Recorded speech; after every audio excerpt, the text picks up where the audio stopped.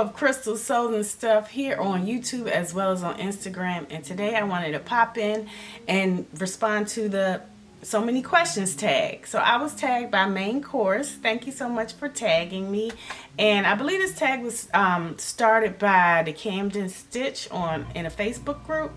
So but now it's going around on YouTube, and I'm kind of late to answering, but I'm happy to answer the questions now. So for the tag, there are like 40 questions, but you only have to answer like 12 questions, but I'm going to try to answer 14 of them.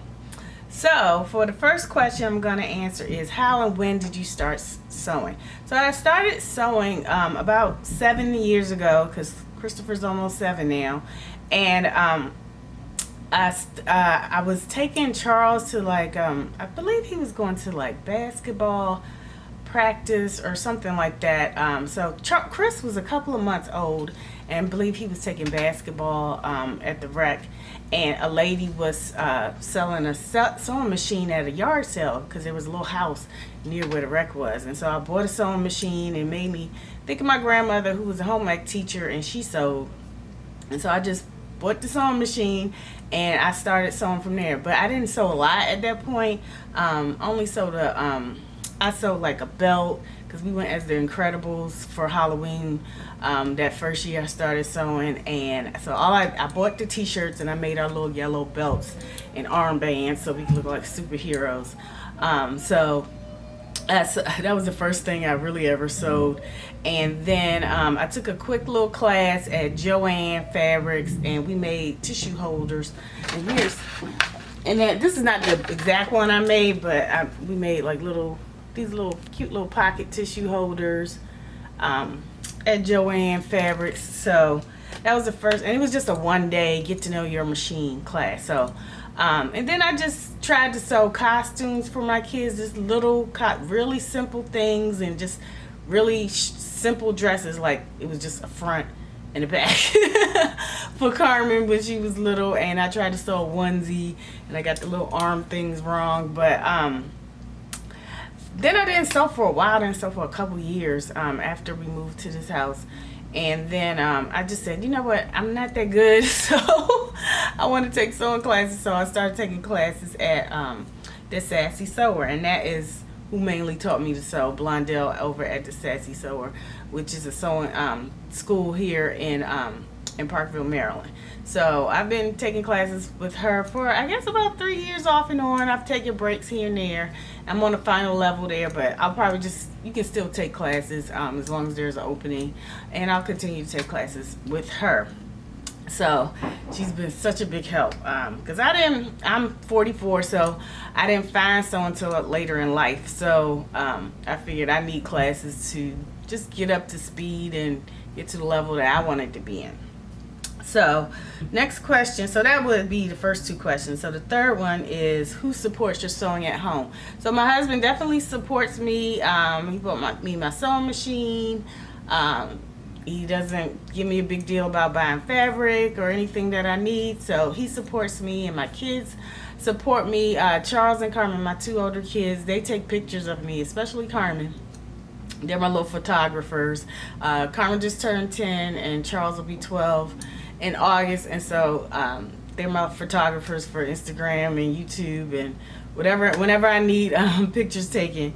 So they support me. So, and all of my family does. My sister-in-law, my mother-in-law, everybody supports me, and I have followers that are also friends and family as well, and so they support me by watching my channel. So I have a lot of supporters, and all of you, of course.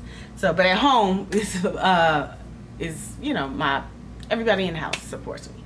So the next question is, roughly how many makes in a month? So that varies. Sometimes I can just make 1 or 2 things in a month, and sometimes I can make up to 6 things when I'm really on the roll. A lot of it more has to do with either time, because sometimes my kids have a lot, you know, doctor's appointments, therapies, and I'm running around with the kids, and they're in a lot of activities, so sometimes it just depends on how much time I have. And then the other thing is, since I haven't been sewing like my whole life, you know, I really just got at a decent level in the last 2 years or so, 2.5 years or so because of the sewing classes. So some of it's just skill. So when I'm making a dress that has buttons or two parts like a top, a bodice and a skirt, and that takes me longer than say someone who's been sewing for a long time. And I generally like to take my time. I'm not good at just sewing for 3 hours straight. I'll sew for 30 minutes and I have to go check on the kids, or I'll sew and then I'll go read a book for a while. I don't sew straight like for hours at a time. I sew, I take a break, I come back, have a snack, come back, sew again. So that's just, I kind of sew in spurts and then it eventually comes together. And like, with the hand sewing, I just like to watch a movie and hand sew a hymn or something like that. So I sew in spurts. I don't really sew like marathon type sewing unless I go to like a sewing retreat or during class or something like that. It's the only time I sew like straight. I might do an hour, probably max at a time, and then I'll break and I'll come back. So that's just how I sew. So the next thing is so that's how much time do I spend sewing. So that answers that question. And the next question is, where do you sew? I sew right here. This is part of my basement. And this is a corner of my basement. So this area is just the bookcase where we have my sewing stuff and all other books. My husband and I's college books and stuff over here. So this is a corner of my basement. So the other part of my basement has I have a table for my kids sewing machines. Charles has his own machine and Carmen has her own machine. Charles is not really into sewing, but he won't let me give the sewing machine to anybody else because he's like, I'm gonna get into it. But Carmen likes to sew. She does like to do little things, like she likes to make pillows for her teachers. She did a dress. I did a video last year where I helped her learn to sew a dress. So every now and again she gets in a sewing bug and she wants to sew. And every now and again Charles will ask. He actually asked this week if he could sew something. So we're gonna probably be working on a project this summer at some point, between all of their camps and stuff. So and I'll show a picture of their little sewing area, and which actually I can just turn it around. Hold on. This is the kids sewing area right over here. Carmen's machine is the pink one, and Charles's is the blue one on the right. So this is their little sewing station, and behind that I have all my workout equipment, and then we have a futon over there. That's our guest area. And then my husband's desk is back that way. Okay, so this is where I sew. So the next question is, who do you sew for? Primarily I sew for myself, but sometimes I sew for the kids, mainly Carmen, because girls' clothes are more fun.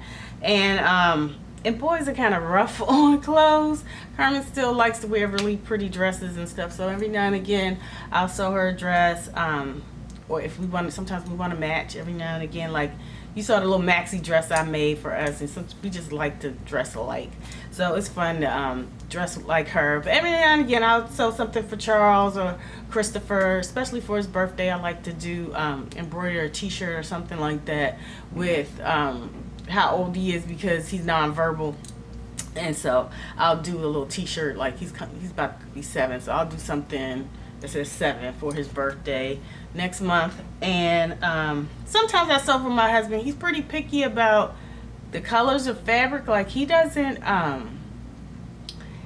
like grays and like plain blue. He likes things a little bit brighter but not girly. So sometimes it's hard to find the perfect colors for him. So, and he's just picky about like what he wants, but he likes when I do so for him. But I have to really like ask him, okay, what do you want? Because he's not the one for surprises. If I just had some fabric sitting around, I just made him something, he might not like the color. So I do have to, if I sew for him, he has to know. So the next question is, how big is your stash?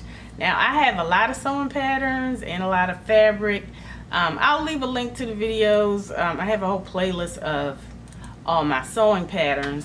Well, most of them. I think I got all the way up to like coordinates before I got tired of making the videos. But I keep my I have like 2 binders that show all of my sewing patterns here, and I keep them under my sewing desk in these plastic bins. Sewing table, and then underneath is where I keep all of my patterns in these little bins right here. So I still have a good amount of leg room for my pedal, and then I have a little trash can under there. But those are my patterns, and like I said, I keep them in the binders. I use the binder system. Stash.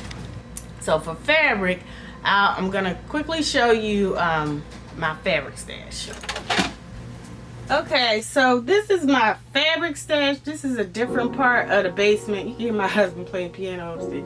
But this is just one of those big metal shelves that you get from Lowe's.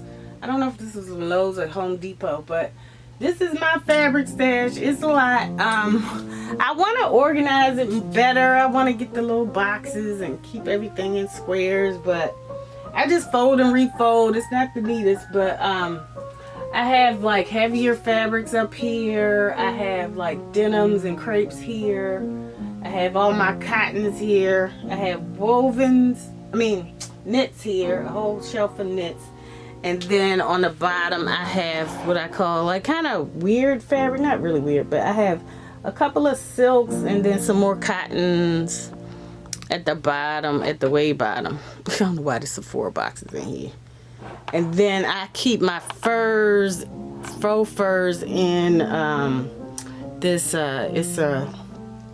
it's my sewing machine case. I keep that over there by the Christmas stuff. So and then I have like some fabric my friend gave me. I have that in the bin. I have lining fabric in another bin. I have fabric for the kids here, and then this bin is all my knitting, my yarn for knitting.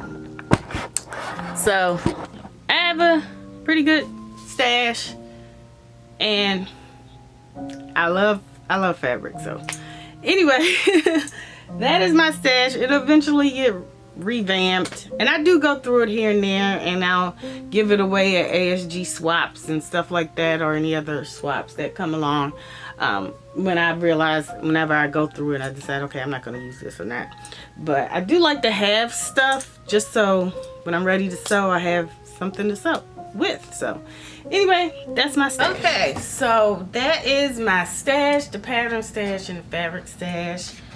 So that's how I store everything. It's not really pretty, but that's how it goes. But the next question is, what inspires you? I would say I'm inspired a lot by the sewing community on Instagram, as well as different blogs that I follow, like Erica Bunker's blog channel, as well as Pinterest. I love I can't remember her name, Style Pantry. She does I love her feed on Instagram, as well as all of her Pinterest pics.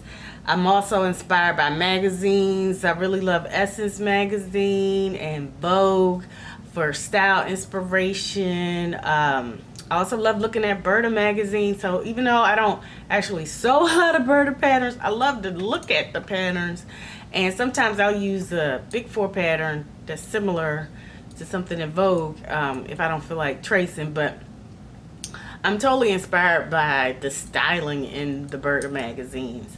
Also, just street style. My girlfriends, I have some girlfriends who love to dress really nicely. You know, they inspire me, especially my friend Stephanie. I don't know if she's watching, but I love her style. So I'm inspired by my friends.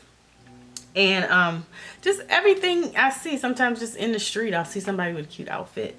So all of those things inspire me. And let's see. What is your biggest sewing hope or challenge? I don't know. I guess just my biggest challenge is I'm still at a stage where I have to unpick things a lot. Not as much as I used to. It's getting better and better. I think part of it is because I'm getting more picky about how I want things to turn out. So before I might not unpick a pucker, you know, now I unpick puckers if I don't like the way they look. So that's, I would say my biggest challenge. Is just that I still make a lot of mistakes, you know, but I'm fine with it, but I do have to unpick it, which kind of slows down the whole process.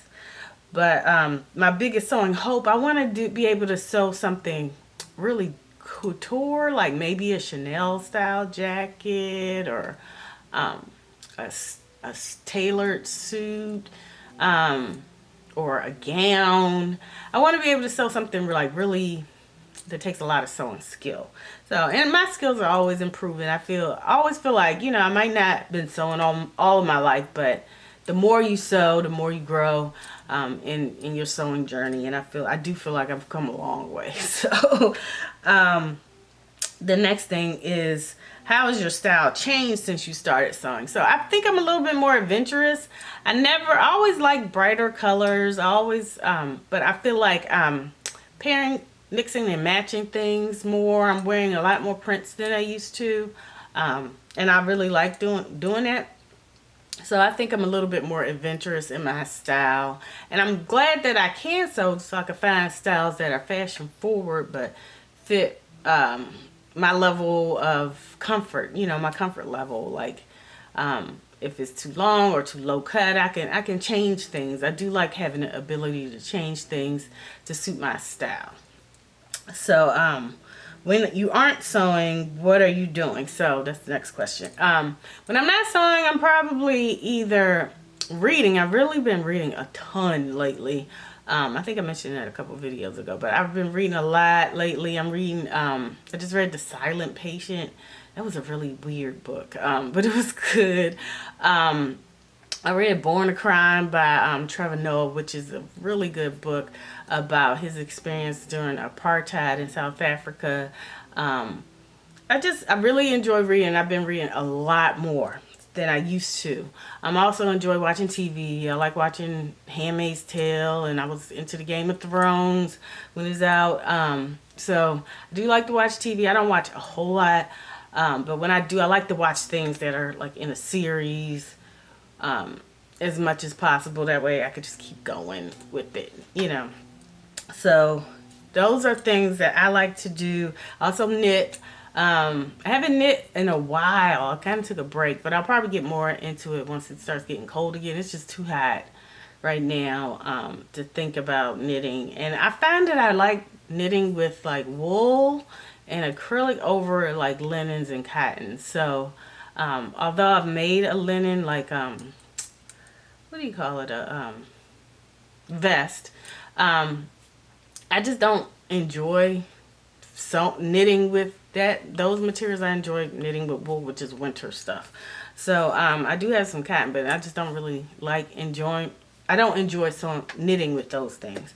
So I do knit as well. Anything else? That's about it. What else? The next question is printed or PDF. So I have mixed feelings about this one. Like, I like the quickness of printed, of Vogue, you know, like getting the paper pattern, and I should trace them out, but I don't like tracing.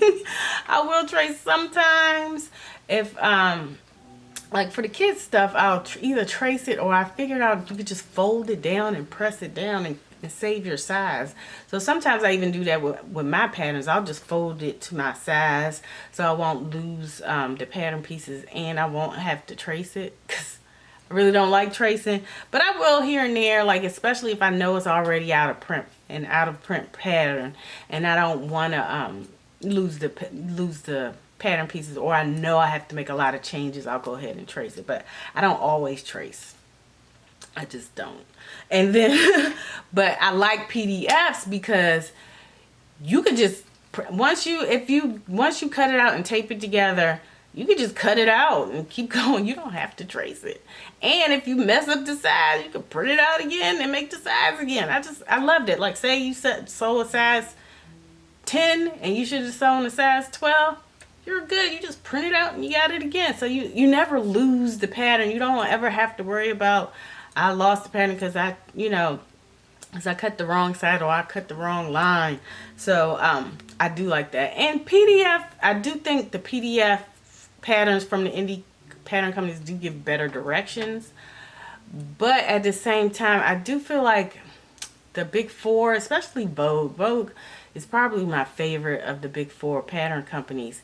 They have a lot of fashion forward styles, and Berta does too. So I just feel like some of the indie patterns are just, it's a lot of the same thing. Sometimes it's a t-shirt dress. I'm just like, I'm not buying it because it's a t-shirt dress. I'm not buying that. You know what I mean? So once you have one t-shirt dress, you don't need a different one, you know? So sometimes they're not that innovative. Some are, or unique is what I want to say. But some are. And I always, when I look to pay a higher price for an indie pattern, I look for the uniqueness of it. So that's what I look for in an indie pattern. So I would say maybe PDF wins overall, but PDF wins for longevity of a pattern, and printed is good for quickness. And I like the styles a lot. Like I like the Vogue styles a lot lately. So anyway, I'm on the fence with the printed or PDF. And the last question I'm going to answer is tea or coffee, and I'm going to go with coffee. I have my Contigo cup, and this joker keeps your coffee warm for a long time. That's how I stay awake and deal with all the stuff with the kids and stuff. Is coffee. I do like tea, and I get on these tea kicks. I've been to the mall and went to one of those Teavana places. And there used to be another one that closed down, but now it's all these Teavana places where they have all these different teas, and I get in there and I buy all these teas, and for a month or two I'll really be just all about tea. I have the whole infuser that they talk me into buying. They were like, oh, you gotta let the tea breathe and expand and all that stuff. And then but the next morning I'll be back to coffee. And then during the day I'll have tea, but I have to have at least 1 cup of coffee, 1 or 2 cups of coffee a day. And then sometimes towards the end of the day I'll do the decaf teas and stuff. But I am trying to get into green tea because they say it's healthy for you, for your cholesterol and all that. I don't have cholesterol problems, but it's not at the ideal rate number. Like mine was like 120 for the lower number, and she said she wants it under 100. So I'm trying to drink green tea just to get that level right there. So anyway, so those are all the questions that it's 40 questions, so those are the questions I'm going to answer for today. Anyway, if you haven't done the tag, I encourage you to do it. I'm pretty late to the game, so I'm not really going to tag anybody in this one because I'm just so late in doing the tag.